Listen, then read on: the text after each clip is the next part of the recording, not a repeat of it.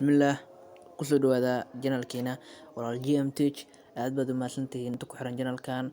Waxaan wadaa cashir gaaban, runtii xoogaa mashquul ah iska jira maalmahan video ma soo dhigin, xoogaa maalmahan iska lazy iska noqdo oo ujeeda update mihi. Marka insha Allah waxyaabaha ay ugu furfuran marka hadday soo kala fududaan waxaan rajeynayaa inaan muuqaalada bilaabo sida hore noola taqaaniin. Marka waxaan rabaa caawa farsamo yar gaaban aad ku ogaan kartid mobilkaaga wax walba ku jira, tusaale CPU-ga iyo batteriga haluu yahay, iyo mobilkaaga wuxuu yahay 32 bit miya 64 bit miya.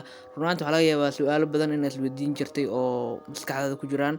Hadda ayaan kaaga faa'iideyn doonaa. Marka aniga kulley hadda haween ayay tahay, cisho ayaan tukan rabaa insha Allah haddii Ilaahay nafta nagu gaarsiiyo. Haddii uu kusoo gaaro muuqaalkan asxaabtaada u sheer garay, haddaad ka heshay like sar, haddaadan ka helin dislike. Marka waxaan rajeynayaa dhammaantiin inaad ka wada heli doontaan asxaabta.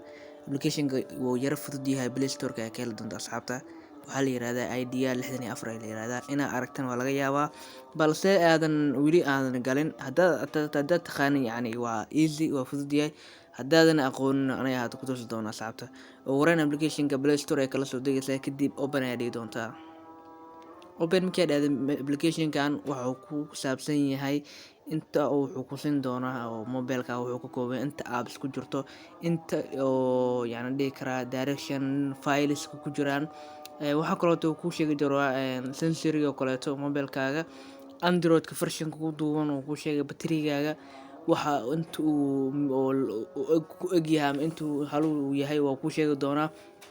Network-gaaga, display-ga, CPU-ga, system-ka meelaha ugu muhiimsan haddii aan cilaamiyo waxay tahay system oo kale haddii aad taabatid halkan waxaa ka ogaan kartaa mobilka RAM-kiisa, wuxuu yahay magaciisa, shirkadda soo saartay, waxyaabo badan meeshaan ka ogaan kartaa asxaabta.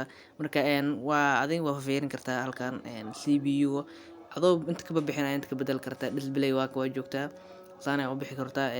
Haddii mobilkaaga uu yahay muxuu ahaay 64 bit iyo 32 bit inta la ogaadaa, aniga adkii ujeedaa 64 bit waaye kaaga. Marka hadduu uu 64 bit ahaan 32 bit iyo 64 bit marka halkaas ay ka ogaan kartaa asxaabta.